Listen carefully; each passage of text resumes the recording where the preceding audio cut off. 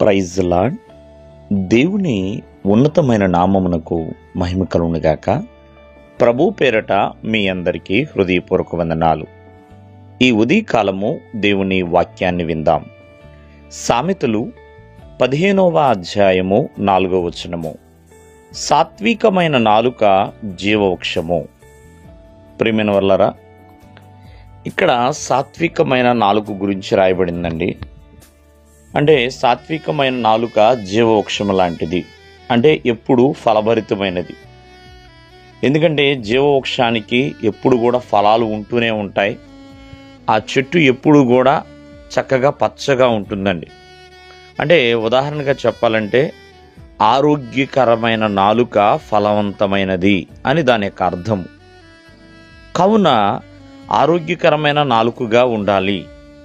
ప్రియమైన వాళ్ళరా, ఎందుకని సాత్వికమైన నాలుక జీవవృక్షం అంటే, మరి నాలుకలో ప్రియమైన వాళ్ళరా ఎన్నో రకాలు ఉన్నాయి. నాలుకలు ఎన్నో రకాలు ఉన్నాయి. హానికరమైన నాలుకలు ఉన్నాయి, మరి అనారోగ్యకరమైన నాలుకలు కూడా ఉన్నాయి. కానీ ఇది సాత్వికమైన నాలుక.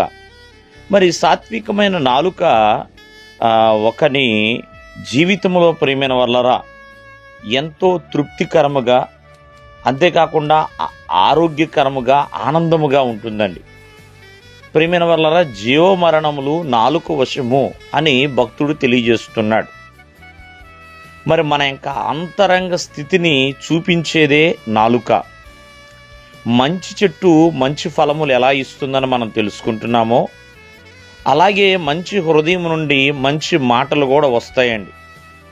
ప్రియమైన వాళ్ళరా, ప్రతి ఒక్కరి నాలుక స్థిరముగా ఉండాలి.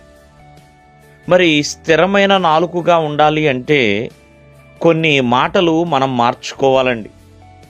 ప్రియమైన వాళ్ళరా, వ్యర్థమైన మాటలు అవి ఆగిపోవాలి, రాకూడదు. ఎందుకని అవి ప్రయోజనం లేనివి, వ్యర్థము, నిష్ప్రయోజనమే కాబట్టి. అలాగే దూషణకరమైన మాటలు అవి ఇతరులకి హానిగా ఉంటాయండి, ఇతరులను బాధిస్తాయి. కావున ఆ దూషణకరమైన మాటలు కూడా మార్చుకోవాలండి. అలాగే తీర్పు తీర్చే మాటలండి. బైబిల్ గ్రంథం సెలవిస్తుంది, తీర్పు తీర్చవద్దు ఎవరికి అని.